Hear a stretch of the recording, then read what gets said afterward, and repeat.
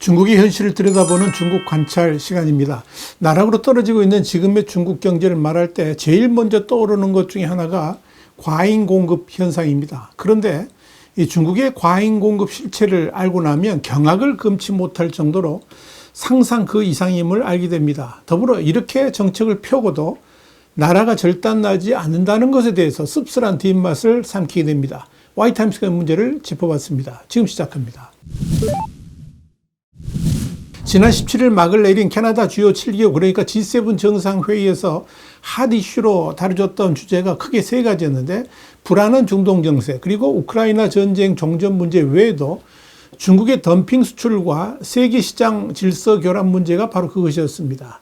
이 G7 정상들은 한결같이 중국이 막대한 보조금을 기반으로 한 덤핑 공세로 세계 시장을 교란하고 히토류 등의 분야에서 다른 나라를 협박하는 데 대한 대응이 필요하다라고 지적을 했고, 특히 마크 하니 캐나다 총리는 요약 발표문에서 G7 정상들이 중국의 시장 왜곡과 공급 과잉 자제를 요구했다라고 밝혔습니다. 그런데 G7 정상들이 이렇게 중국의 과잉 공급을 문제 삼은 데는 분명 이유가 있습니다. 중국 내부의 공급 과잉 실태를 알게 되면 일반적인 경제 상식으로는 도저히 이해도 안 될 뿐더러 도대체 세상에 이런 나라도 다 있나 이런 생각을 갖게 만듭니다. 과잉 생산 문제를 말하려면 먼저 철강 산업의 현실을 더 다뤄봐야 될 겁니다. 중국에서 철강 산업이 급속도로 발전한 것은 중국의 기반 시설 발전과 깊은 연관을 갖습니다. 중국의 지난 40년은 한마디로 도로나 철도 건설 등의 기반 시설 그리고 아파트 등의 주택 건설 및 도시 개발의 총력전을 펼쳤다. 이렇게 봐도 과언이 아닙니다. 그러면서 이런 공사에 쓰이는 철강 산업은 자연스럽게 국가의 중추 산업으로 성장해 왔습니다. 문제는 중국의 철강 산업이 시장에 기반을 둔 경제가 아니라 국가가 주도하고 또 이권과 부패가 얽혀 있는 철밥통 구조라는 데 있습니다. 쉽게 설명하자면 중국의 철강 회사들이 대부분 국유 기업들이거나 지방정부 또는 공공기관과 연계된 회사들인데 그렇다 보니까 시장 경제에서 당연한 경제 원리가 전혀 작동하지 않는다는 겁니다. 한마디로 막대한 손실이 나도 문을 닫기 어려운 구조인데 공장 문을 닫는다는 것 자체가 지방정부의 실적 마이너스로 평가되면서 엄청난 수의 공장들이 좀비 기업이 되었다는 겁니다. 실제로 국가통계국의 1분기 자료에 따르면 중국 철강 산업의 현재 가동률은 79.3%입니다. 높은 수치처럼 보이지만 국제적으로 인정되는 90%보다는 여전히 상당히 낮습니다. 그런데 이 가운데서도 양극화 현상이 나타납니다. 바오스틸과 안스틸 같은 선도 기업들은 자동차용 강판, 또 판재 등 이 고부가 가치 제품에 집중해가지고 90% 이상의 가동률을 보이고 있는 반면에 중소기업과 전통적인 봉형 제품 생산업체의 가동률은 대체로 70% 미만으로 지역 간 불균형을 심화시키고 있습니다. 상황이 이럴 때 자본주의 시장 경제라면 당연히 적자 생존의 결과로 이어질 수 있겠지만 중국은 전혀 그렇지 않습니다. 일단 적자 기업들은 매출을 올리기 위해 무조건 가격 하락 경쟁을 하게 됩니다. 그 가격 경쟁이 다시 회사의 생존을 더 어렵게 만드는 악순환을 가져옵니다. 그렇다면 철강 판매 회사들이 이렇게 적자를 내는데도 왜 파산하지 않는 걸까요? 그들 기업들이 어떻게 생존하고 있는 것일까요? 이렇게 시장에서 수익을 내지 못하다 보니까 경쟁을 통해서는 생존할 수가 없습니다. 궁극적으로는 보조금에만 의존할 수밖에 없는 기업들인데 이들을 좀비 기업이라고 부릅니다.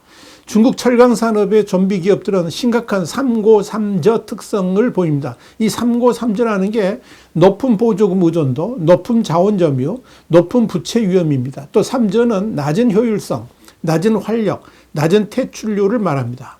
그중에서 좀비 기업은 국영 기업들에서 많습니다. 실제로 지난 2024년 상장 철강 기업 데이터 분석에 따르면 중국 철강 산업 중 좀비 기업에서 국유 기업이 차지하는 비중은 무려 65% 넘었고 민영 기업은 25%에 불과했습니다. 특히 국유 좀비 기업의 평균 부채 대 자산 비율은 78.9%였는데요.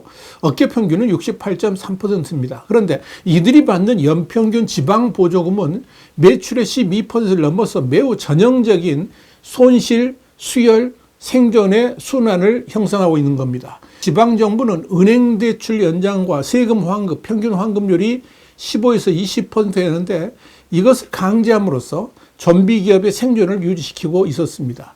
예를 들어서 중국 동북부의 한 철강 공장은 8년 연속 손실을 기록했지만 50억 위안의 정책 대출을 연장받았습니다. 한마디로 근근히 지방정부가 제공하는 인공호흡을 통해서 기업의 생명을 연장하고 있다는 의미입니다. 이렇게 적자를 내면서도 경영한다는 것 자체가 의미가 없지만 그럼에도 불구하고 어떤 방식으로든 지방정부로부터 자금 수혈이 들어오니까 회사의 명맥은 유지되고 소속된 관리자와 노동자들은 급여를 받을 수 있게 된다는 겁니다. 그런데 좀 더 심각한 문제가 이들 좀비기업에게 존재합니다. 이들 좀비기업들은 지방정부의 보조금에 의존하고 있다 보니까 판매량이 늘어날수록 손실도 커진다는 겁니다. 물론 이들 철강 공장들이 생산해내는 철강들은 소비처가 없더라도 무조건 생산을 해내야 합니다. 그래야 또 공장은 유지되는 것이기 때문에 그런 거죠. 그렇다면 왜 이렇게 만성적자의 공장을 유지할 명분이 없음에도 공장들은 퇴출되지 않고 살아있는 것일까요? 가장 큰 이유는 중국 당국이 철강 공장을 폐쇄하기에는 너무나도 부담이 크기 때문입니다. 대체적으로 중국에서 1천만 톤의 철강을 생산하는데 약 10만 명 정도가 고용됩니다. 어떤 지방정부에서는 철강 공장의 존재 이유가 바로 일자리 창출 때문이라고 공공연하게 말할 정도입니다. 그렇기 때문에 철강 공장이 문을 닫게 되면 당장 심각한 일자리 문제가 발생할 수가 있습니다. 이는 중국 당국이 가장 두려워하는 일이기도 합니다. 그렇다 보니까 판매 여부와 관계없이 공장은 무조건 가동해야 하고, 그렇다 보니까 철강의 수요처가 없음에도 철강은 계속 만들어냅니다.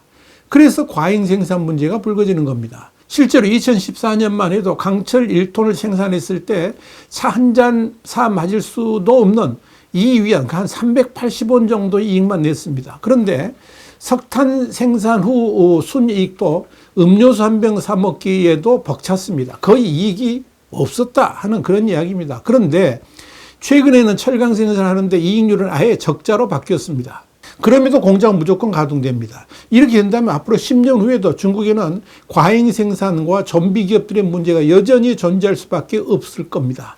중국 경제에서 이런 철강 산업의 현실을 보느라면 중국 경제가 망할 수밖에 없는 분명한 이유를 확인할 수가 있을 겁니다.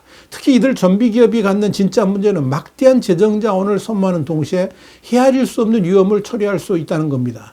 우선 중국 상황에서는 흔히 있을 수 있는 일이지만 국유기업 중심의 중국에서는 기업의 신설 등에 있어서 중국 공산당의 뜻이 가장 중요합니다. 특히 지방정부의 경우에 최고 책임자의 실적을 쌓기 위해 공장 설립을 주도하는 경우가 많습니다. 국가주석이나 당 최고 지도부가 관심을 갖는 사업이라면 그야말로 앞뒤 가리지 않고 우후죽순으로 쏟아져 나옵니다. 사업 타당성 검토는 의미가 없습니다. 일단 공장을 설립해서 가동하는 것이 우선이기 때문이죠. 그리고 일단 공장을 설립하기로 결정하면 지방정부 등은 국가지원금부터 꺼내줍니다. 그렇다 보니까 기업들은 시장 상황을 무시하고 심지어 수요까지도 무시하고 맹목적으로 기업을 확장하게 된다는 겁니다.